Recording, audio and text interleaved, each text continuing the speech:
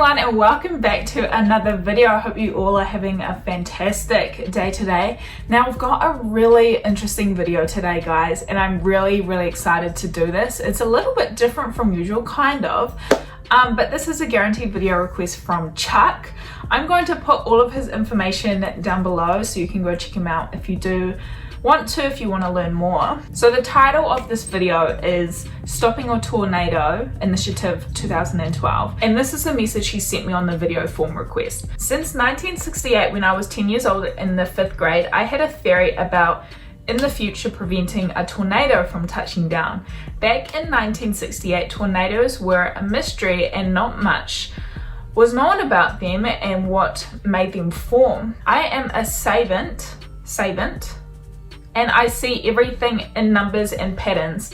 I don't know what a savant is, so let me just... Wow, so a savant, the skills that savants excel at are generally related to memory. This may include rapid calculation, artistic ability, map making, or musical ability. Very interesting. So let's keep going with the message. So yeah, he sees everything in numbers and patterns. That's really interesting. I would love to spend a day in your mind, honestly. I think that's incredible. So yeah, some people think 3 steps ahead and I think 22 steps ahead. It is there, technology is getting more advanced. This is going to be possible one day. And he said that he's got many more talk shows and videos, which I will link everything down below. So we're gonna be checking out one of his theories today. I'm really interested.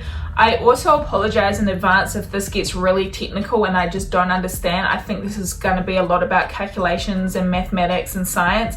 And let me tell you, I did not do well at school. But thank you so much to Chuck for sending this one through. I'm so excited to check this one out, especially because I have been watching videos about tornadoes and I've always been interested in tornadoes. And it's actually really interesting that it really could be possible to stop a tornado. So this is like, I don't know. Let's just get into it, guys. I'm excited. Let me know what you guys think down below. And yeah, let's get into it.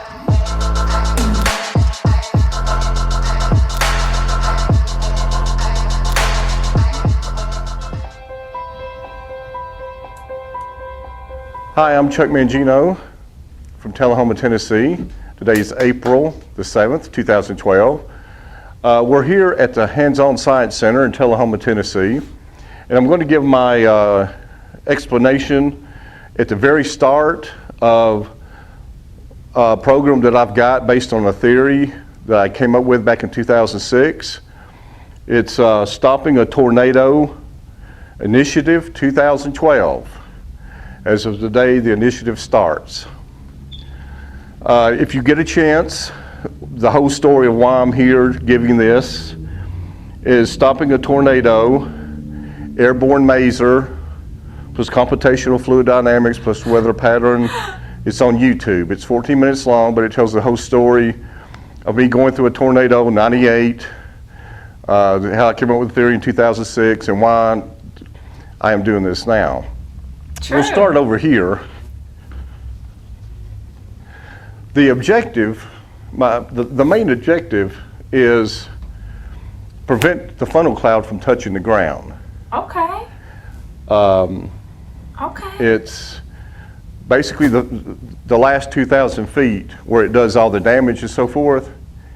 And this is our objective here, is to stop it here at the funnel cloud before it actually touches down and becomes destructive, as we all know. I have no pictures, I have no videos, no animation.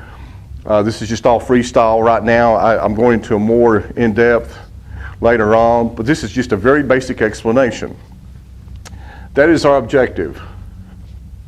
How I will do it is, first I will take a tornado, not all tornadoes, but just one. Okay. Think of the Wright brothers' first flight. But take one, and I will break it down into a mathematical model. Wow, it looks then I will complicated. have, I will break it down to a mathematical model. Then I will have a 3D grid, matrix, whatever you're going to call it. And I will break those down even to smaller mathematical models. Think of a checkerboard or chessboard. Chessboard is having 64 squares, like this here, 64 squares, just an example. Well, now think of 64,000 squares. each square the size of a football field. And this gives you an idea That's a lot. of the basics how we will lay this out. This is from the back of the tornado all the way to the front of it before it gets there. That's the key thing. We want to stop it before it starts, before it touches down. That's the whole idea. Okay, how I would do it is with first the airborne masers. Just hypothetically, you've got 3 747s, hypothetically, and the first 2 have got masers on them. Not lasers, masers. Think of the magnetron inside your microwave oven that heats the coffee or the sandwich or donuts or whatever. It's not a laser, it's a maser, and I'll go into that much later on. The first 2 will have masers. The third one will have another maser, but the objective of the first one is heat, is a pocket of heat the size of a football field. The second one is also, but it's at a different altitude, and this is needs to be drawn out a whole lot more complex, but for right now, the simplicity. First 747 is heat. Second one is heat pocket, the size of a football field. The third one is what we call a molecule leader path. I will not get into that, but think of a continuity, a straight line from this point all the way down to where it would touch the ground. The key word is it would touch the ground, right here. With the combination of those 3, we will use computational fluid dynamics. Think of it with the help of a cluster of supercomputers, to be able to predict where the pockets of air are going next. Break them down to the size of a football field, but predict where they're going. Take, for example, if I was to take these 6 coins right here and toss them completely across the room, and a quarter has 119 ridges on it, it's touching a certain piece of carpet fiber, a certain piece of fiber, not glue, but fiber. And every one of them is laid out to a certain pattern. With computational fluid dynamics here, I can take those quarters, those 6 coins, and toss them across the room 1,000 times, and they'll land across the room exactly within a micron every time, based on that theory. But anyway, this is where this would come in. What I'll use is pattern disruption. Up here, at this points up here and here, ahead of the tornado, before it gets there. I want to disrupt the pattern before it gets to it, so I can prevent it from actually coming down. It's interesting. So always remember, with the computational fluid dynamics, in time, we will be able to predict all this. And I want to be able to manipulate it at different spots. The molecule leader path, I'll get to later. But anyway, here, this is 64 square chessboard. If I manipulate different patterns at different times, I can stop the final outcome, which is the funnel cloud touching the ground. The pattern disruption is a sum of the weather patterns, computational fluid dynamics, and the airborne maser. With the combination of those, think of a Dyson fan, the new fans that's come out.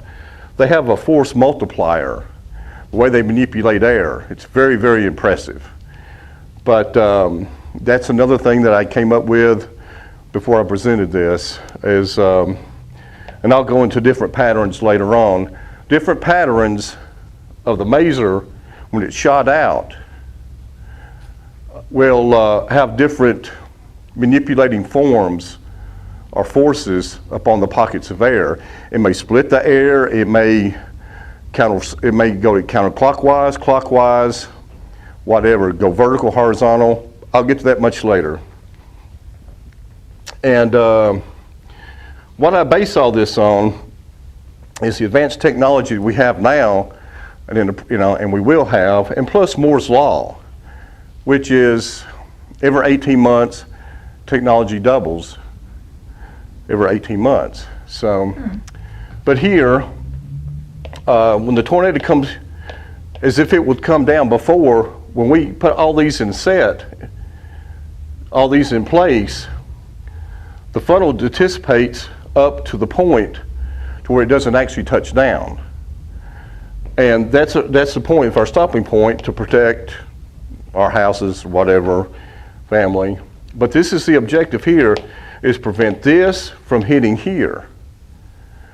And like I said, it's the first 2,000 feet of that we want to manipulate, the last 2,000 feet, the deadliest 2,000 feet.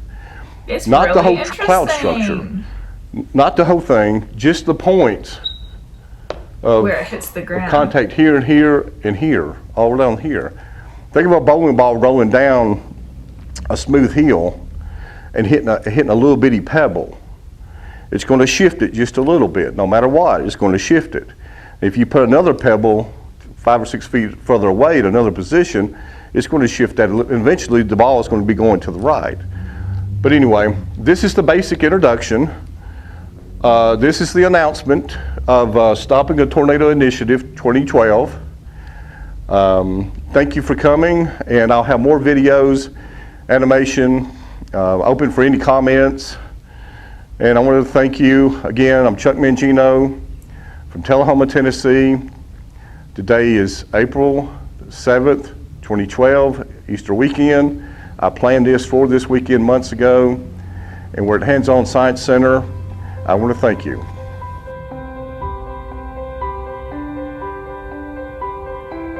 Wow, Chuck! That was a fantastic presentation.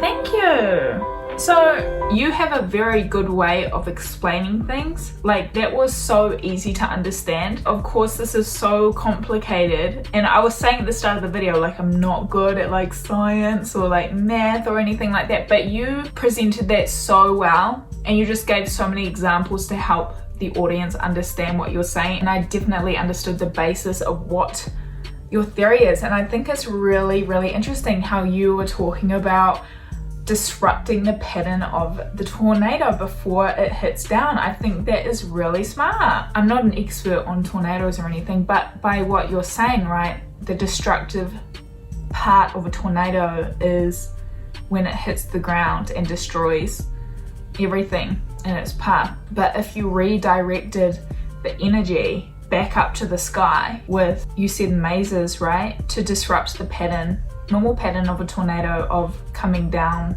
to the earth, but you're saying you can redirect the tornado's energy back up to the sky. Is that what you're saying? Because that sounds like a smart idea. That's really interesting. Like, I'm really interested and impressed, honestly. It's hard though, because you'll need some very powerful technology to do that, right? Because obviously there's so much energy in a tornado. What you're saying though is you're dislodging one piece in the tornado to disrupt the entire tornado, which is a really, really, really interesting theory. I guess the one thing that I'm thinking about though is how much power you would need to disrupt a tornado. Obviously it's all about energy and air, right? Energy and air, really. And obviously there's so much energy in a tornado. So I'm like intrigued, honestly. I would have loved to see one day, some trials on this, you know, some tests done, because it really would be interesting. But anyway, I'd be interested to see how much energy and power you would need to release onto the tornado to make a big enough difference for it to be redirected. It's quite interesting. But by this theory or initiative, they're saying you just need to disrupt certain points of the tornado, certain squares, right? Very interesting stuff. that was a great presentation. Even though you were saying it's really simple, but sometimes simple is good for an initial presentation, and I thoroughly enjoyed that a lot. Again, I don't know much about tornadoes. I'm interested in them, and I'm interested in the fact that, you know, they probably will be preventable one day and it will be a normal thing. So I think by all means, like, keep working at it, keep studying this, because you could possibly be creating pathways for future scientists. Yeah, I truly applaud anyone who creates theories and keeps on working on their ideas. But overall, I'm really impressed, Chuck. Thank you so much for sending through this video, and I'm sure a lot of my subscribers will enjoy this video as well. Yeah, I just wish we could see some tests on this, eh? Like, I know, like, obviously you need money, right, to do tests like that, but you know, one day we might see some from you, Chuck, and when you do, let me know, because super interesting. But yeah, overall you seem like a really nice guy. Thank you so much for this presentation. And by the way, I really like your accent. Your accent is so cool, from Tennessee, right? You said really cool accent. That's just a total side note.